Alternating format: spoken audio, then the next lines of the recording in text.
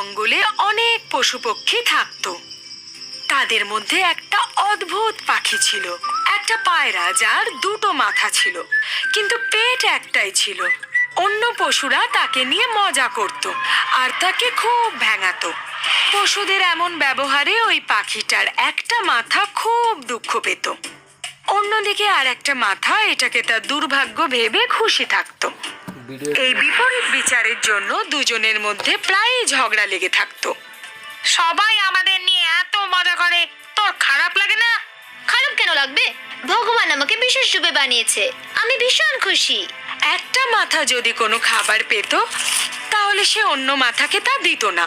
ঠিক এভাবেই অন্য মাথাটাও কোনো খাবার পেলে তাহলে সে অন্য মাথাটাকে দিত না। কখনো কখনো একজন আরেকজনকে লাগানোর জন্যই খাবার খেত। একদিন প্রথম মাথাটা খুব মিষ্টি একটা ফল পেল আর সে দ্বিতীয় মাথাটাকে দেখিয়ে দেখিয়ে সেই ফলটা খেতে শুরু করলো। বাহ, কি মিষ্টি ফল! আর এর গন্ধটাও অসাধারণ। আমাকেও একটু চেখে দেখার জন্য দাও না। আরে আমাদের দুজনের পেট তো একটাই, সে আমি খাই বা তুই, যাবে তো সেই একটাই পেটে, তাই না? হ্যাঁ, কিন্তু এটা কিরকম খেতে একমাত্র তুমিই বুঝতে পারছো, তাই না? একটুখানি আমাকে দিলে তোমার কি এসে যাবে? এই ফলটা আমি পেয়েছি আর এই মুখটাও আমার। আমি আমার মুখ দিয়ে যা ইচ্ছা খাবো, যত ইচ্ছা খাবো, না এটাকে ফেলে দেবো সেই অধিকার শুধু আমার। আর এই বলে প্রথম মাথাটা সেই ফলটা পুরোটা খেয়ে নিল। দ্বিতীয় মাথার এটা এতই খারাপ লাগলো যে সে প্রথম মাথাটার উপর প্রতিশোধ নেওয়ার কথা ভাবলো।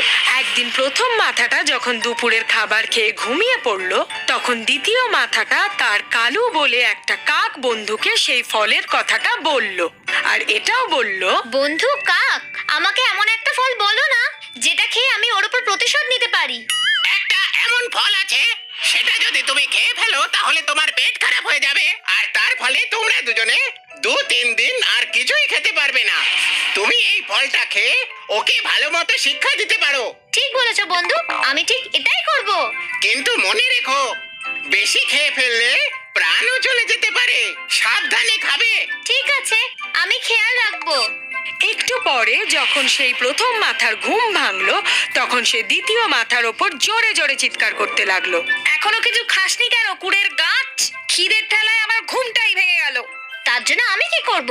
আমি খাই না খাই সেটা আমার ইচ্ছে। দুজনে এভাবেই কিছুক্ষণ ঝগড়া করলো। তারপর দ্বিতীয় মাথাটা প্রথম মাথার ওপর বদলা নেওয়ার কথা ভাবলো আর বলল, আমার বন্ধু কাক আমাকে একটা খুব সুন্দর খেতে ফলের কথা বলেছে, আমি তো এখন সেটাই খাবো। খুব সুন্দর খেতে ফল? হ্যাঁ, খেতে চাইলে আমার সাথে চলো। ওই ফলের ব্যাপারে শুধু আমার বন্ধু কাকই জানে। চলো, আমি সেখানে তোমাকে নিয়ে যাচ্ছি। দুজনেই ফলের কাছে পৌঁছলো। প্রথম মাথা সেই ফলটা চিনতে পারলো আর দ্বিতীয়টাকে ওটা খেতে বারণ করলো।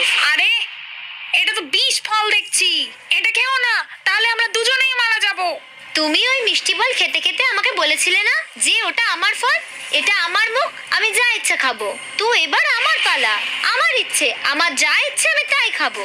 প্রথম মাথা অনেক বারণ করা সত্ত্বেও দ্বিতীয়টা কোনো কথা শুনলো না আর প্রতিশোধ নিতে গিয়ে ও সেই ফল খেলো আর তার পরিণতি এই হলো যে দুজনে সেখানেই মরে গেল। এই গল্প থেকে আমরা এই শিক্ষা পাই যে স্বার্থপর না হয়ে একতাই শক্তি, সেটা বোঝা উচিত। স্বার্থ সবসময়ই বিপজ্জনক, অন্যদিকে একতার বল অনেক বেশি। হাই, আমি শাইনি।